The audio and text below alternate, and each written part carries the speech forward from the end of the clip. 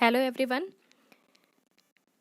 Uh, Again, here we are to study wind, storm, and cyclone. This is the second lecture. If you remember, in the first lecture, we have read about air and properties of air and different activities. We have proved by the different activities the different properties of air. Now, in this lecture, we are going to know something about weather, then factors affecting weather, weather instruments, and then after situations for generation of wind currents, monsoon, and Indian monsoon. Students, I just want to remind you that if you will study about weather and factor affecting weather and weather instrument, it will be also helpful for your biology chapter, that is weather, climate, and adaptation. So by just reading these 3 points, you can prepare 2 chapters. So I hope you will be ready to learn all the things. So first, let's start weather. You often seen nowadays. Sometimes it is very hot, sometimes it is very cold, sometimes it is raining. So within hours, you can say that or within days, the conditions are changed. Means sometimes hot, sometimes cold, sometimes rainy, sometimes scorching heat. So this is the changing into the atmosphere. These kinds of changes into the atmosphere are termed as weather. So we can define weather, the day-to-day condition of the atmosphere at a place and time with respect to the temperature, pressure, humidity, wind speed, and wind direction, sunshines, clouds, rainfalls, etc. These all kinds of changes means, if we are talking about the changes in temperature, changes into the atmospheric pressure, humidity, wind speed, direction of wind, sunshines, cloud, or rainfall, any kind of changes occur if in these kinds of situations, then we can term it as a weather. Students must remember that weather is just a day to day atmospheric condition. It never remains for a long time. If it remains for the long time, for year, for many years, it will term as a climate. Understood? So weather is just a day to day atmospheric condition. It can be changed within hour, it can be changed in 1 or 2 days also. Okay, next is, what is elements of weather? Elements of weather means of what components weather is made up of.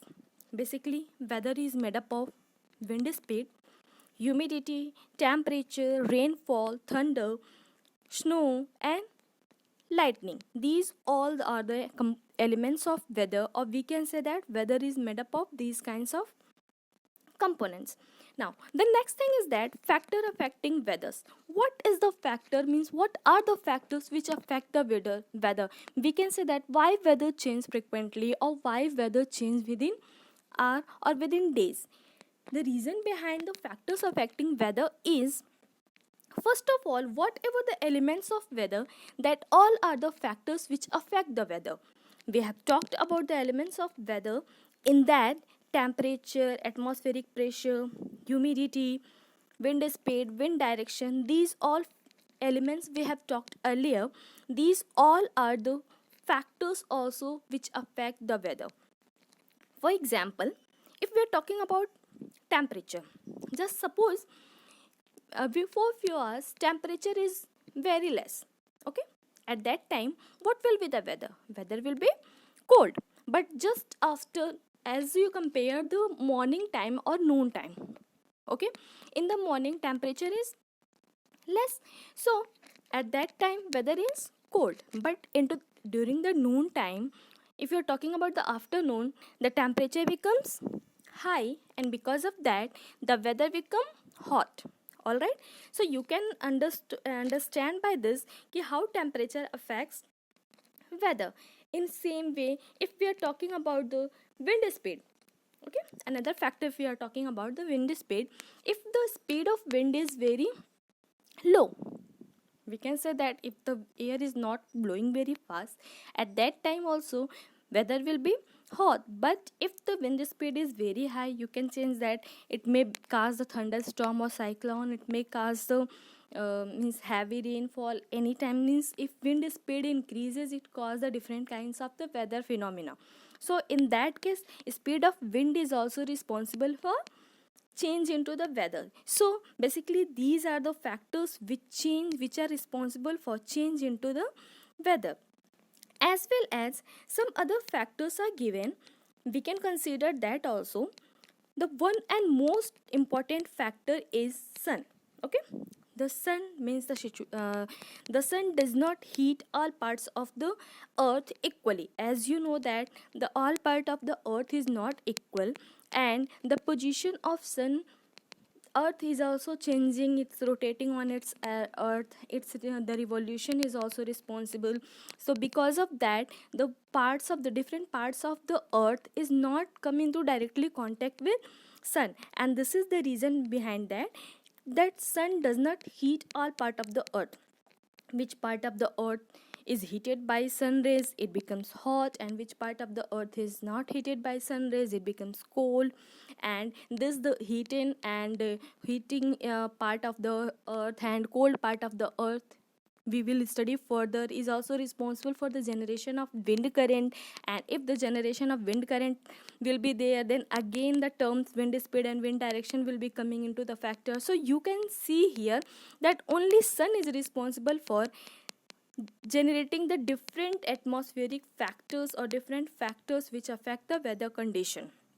All right, the next one is the another factor is that the different physical features of earth. Okay, how we can say that, means somewhere in on the earth we can see somewhere is mountains, somewhere is plains, somewhere water bodies. So these different parts of the earth or different physical features of earth is also responsible for change into the weather condition. So overall, if we are talking about the factors which are affecting the weather condition, it is including atmospheric pressure, temperatures, humidity or moisture content, we can say that, direction of wind, speed of wind, as well as sun, and along with that the physical feature of earth. Now here we are talking about some weather instrument. Okay, students, in your book only we have to study about the wind vane and anemometer.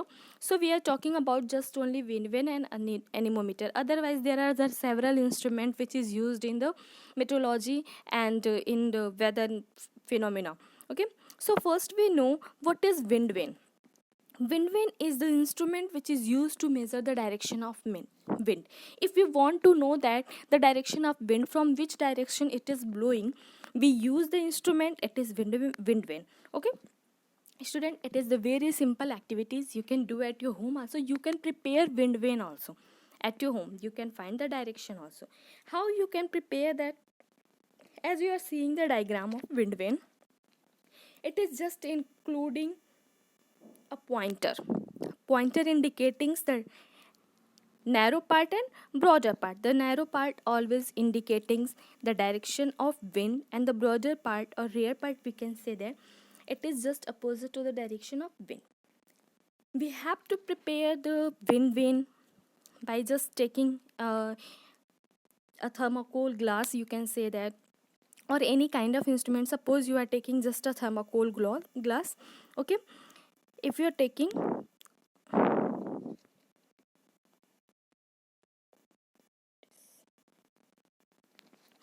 suppose you are taking just a thermocol glass. Okay, just make a hole in thermocol glass and insert a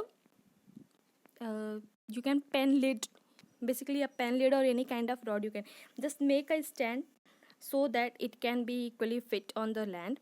Okay, and in that just put a glass rod, and above top of the glass rod just put any kind of diagram or any kind of arrow, simply arrow you can prepare. Or you can, for just making it a very beautiful, you can paste here the pictures of some kinds of animals whose head is facing towards the arrow. Okay, and after your wind vane is prepared, now you can put it on your roof, and basically you can see that when the direction by the when means this arrow part is rotating, it indicates the direction of wind. So just try to prepare this wind vane at your home and try to measure, try to know the direction of wind. Okay, the next one is anemometer.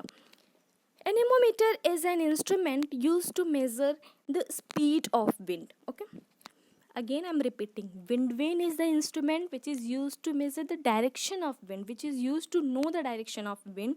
But anemometer is an instrument which is used to measure speed of wind. Okay, how it can measure? Now you can see the diagram, there are the four cups. Okay, these four cups receives the amount of the pressure exerted by wind. Okay, and when they create the pressure, here you can see that a point scale is placed. This scale show the speed of wind as fast as it's rotating because of the atmospheric pressure exerted on these cups. Okay, as soon as it fast rotating, this rotation creates the different kinds of measurements on the given scale, and by reading this scale we can measure the speed of wind. All right, here another diagram is given, it is including anemometer as well as wind vane. Okay, means in a single it is the single instrument which showing the direction of wind as well as the speed of wind also.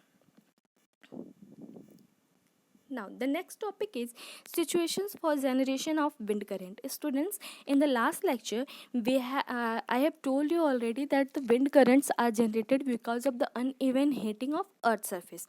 Now we have to know that how this uneven heating of earth's surface can be done on the earth. There are the basically two main reasons for the uneven heating of earth's surface. The first one is uneven heating of the land as well as water. Okay, and the second one is uneven heating of equator and poles. This one I have discussed already, but for your knowledge I will repeat it again. And this one also, that uneven heating of land and water, this is also I have discussed in the heat chapter as a land breeze and sea breeze. So just I will recall all the things. The uneven heating of land and water, it causes the generation of wind current because the uneven heating of land and water creates the two main phenomena, that is land breeze and sea breeze. Hope you are remembering now. Okay, what is sea breeze?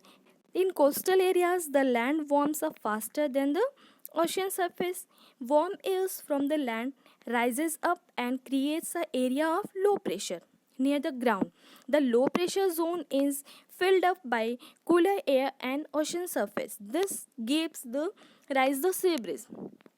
If you want to understand it again nicely, I just suggest you to see the heat chapter video of the heat chapter, in which I have explained completely how land breeze and sea breeze is generated. Okay, the next one is land breeze. During the night, the land cools down faster than the ocean surface. The warmer air from the ocean surface rises up and creates an area of low air pressure near the surface. This filled by cooler air from the land, it gives rise to land breeze. So you are just seeing here how the uneven heating of land surface and water surface is creating land breeze and sea breeze, means the movement of air, and in this way the wind current is generated. The next one I have told you, that is the uneven heating of the equator and polar region. As you know that sun rays reaches at the equator place and it makes the equator hotter.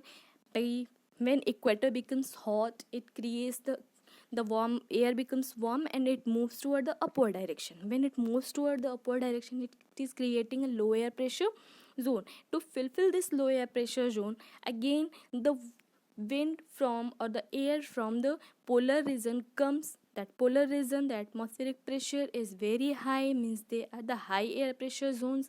That's why the movement of air takes place from poles to equator, and in this way again the wind currents are generated. So basically there are two main reasons of uneven heating of earth's surface, and by which land breeze, sea breeze, and uneven heating of poles and equators creates the generation of wind current.